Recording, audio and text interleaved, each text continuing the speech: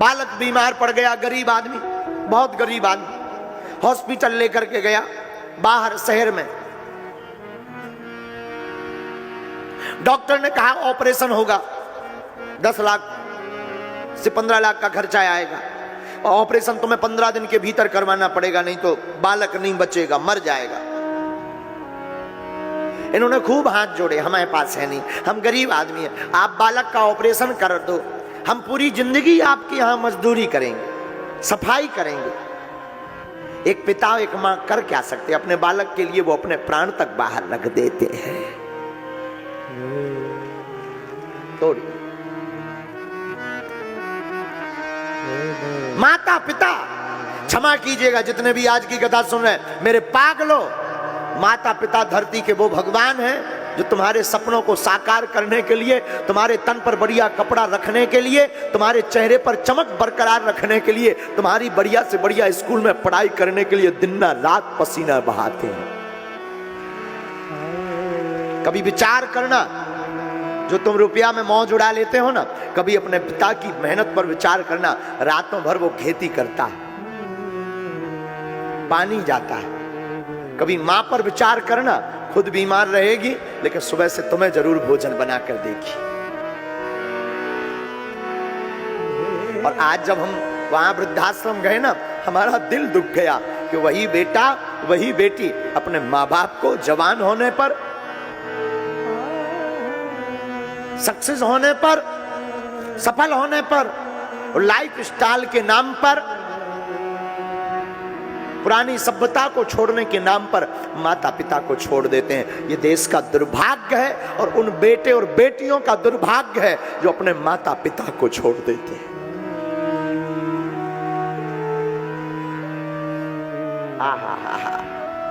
तो वो पिता बेचारा रोने लगा, डॉक्टर से कहने लगा, श्रीमान जी आप हमें मजदूरी पर रख लो, हम आपके पास रहेंगे, आपके पास सेवा करेंगे, झाड़ू लगाएंगे, पोंछा लगाएंगे, लेकिन हम पर कृपा कर दो कि हमें जरा सेवा में रख लो।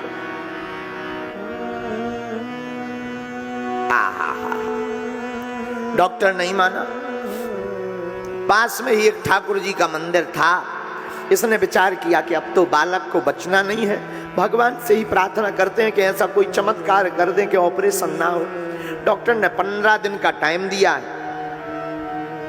मंदिर की सीढ़ियों पर पूरी रात बैठा रोता रहा, भोजन की कौन पूछे, पानी भी नहीं पिया। मंदिर बंद हो गया।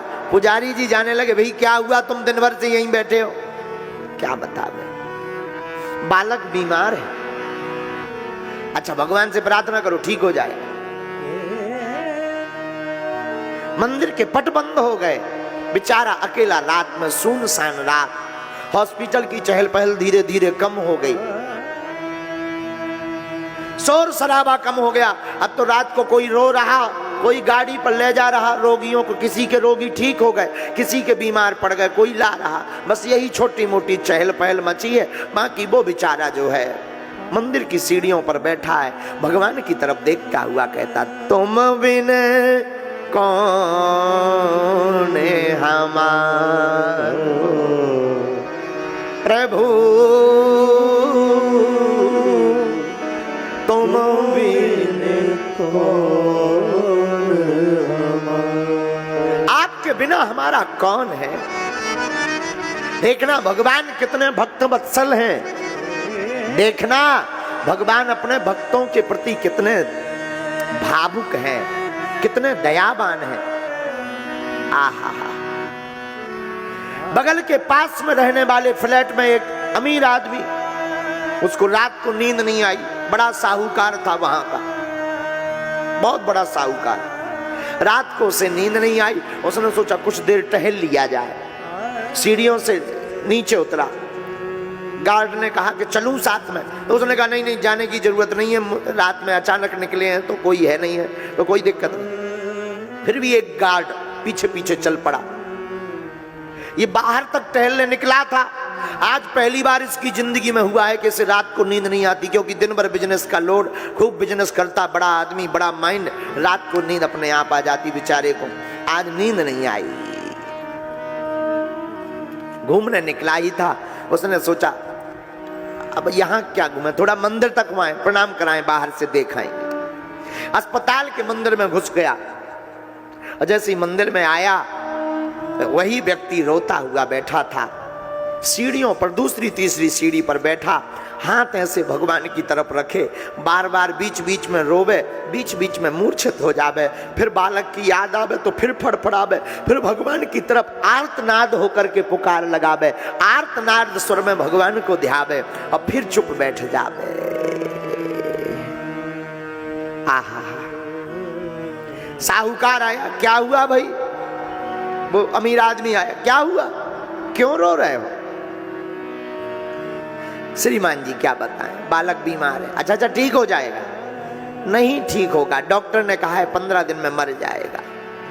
ऐसा क्या हुआ है? पता नहीं, कोई गांठ बन गई है, डॉक्टर ने कहा ऑपरेशन करवाओ तब ठीक होगा। हाँ तो ऑपरेशन करवाइए, क्या दिक्कत? ऑपरेशन काय में करवाएं? डॉक्टर ने कहा 15 लाख का खर्च होगा, रुपया एक है नहीं है। हमने डॉक्टर को खूब मना लिया, खूब मांग लिया, ये भी कह दिया कि आप हमसे लिख के ले लो, हम जिंदगी भर नौकरी करेंगे, सेवा करेंगे, बालक का ऑपरेशन भर कर दो। संपत्ति के नाम पर हमारे पास एक कमरा है, वो भी अगर बेचेंगे तो कोई 50,000 1 लाख से ज्यादा नहीं देगा, और हमारे पास कुछ है नहीं। अमीर सेठ की आंखों में आंसू आ गए और सेठ को मन ही मन लगा, आज इसीलिए प्रभु ने हमें सोने नहीं दिया, इसी की दुख को देखकर भगवान ने हमको जगा दिया।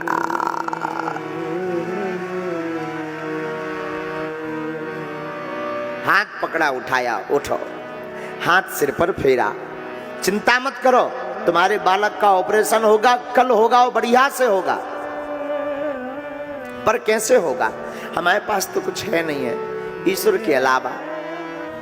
चिंता मत करो, जिन ईश्वर के चरणों में तुम मांगने बैठे हो वही ईश्वर ने हमको भेजा है। अब तुम्हारे बालक के ऑपरेशन का पूरा खर्चा हम उठाएंगे। आहा, उसके खुशी के आंसू झलक पड़े, चरणों में गिर पड़ा, आप धन्य हैं, आप धन्य हैं। और गिरने के बाद वो कहता, कहीं आप झूठ तो नहीं बोल रहे हैं कि कल आप भाग जाएं? तो वो हंसने लगे, उन्होंने बाहें पकड़ी, घर ले आए और घर ला करके उसे भोजन कराया, रुपयों का बंडल दिया और स्वयं सुबह जाकर के डॉक्टर को कहा कि हमारे घर के लोग हैं, इनका बढ़िया ऑपरेशन करना। भगवान की कृपा हो गई, ऑपरेशन सफल हो गया और वो व्यक्ति आज भी जिंदा है दोनों, और आज भी व्यक्ति उसकी जय जयकार कर रहा है। इसीलिए व्यास जी कहते हैं, परोपकाराय पुण्याय पापाय परपीड़नम। साधु, जिंदगी में याद रखना, तुम सब कुछ बनना, पर कृपा करके एक बार मानव जरूर बनना है। दीनों को मत सताना। हम लोग क्या करते हैं, हमें तो बड़ा दुख होने लगता है जब हम गाड़ी से आते जाते हैं, रास्ते में लोग मिलते हैं, धक्का लग जाता है। साथ रहने वाले कुछ ओवर कॉन्फिडेंस के चक्कर में धक्का दे देते, व्यवस्था के चक्कर में धक्का लग जाता, हमें बड़ा दुख होने लगता है कि बताओ। लेकिन वो तो भाव है, प्रेम है, तो उस धक्का को भी भाव के कारण वो आशीर्वाद समझ लेते हैं। इसलिए मेरे पागलो, तुम कुछ बनो या ना बनो, मानो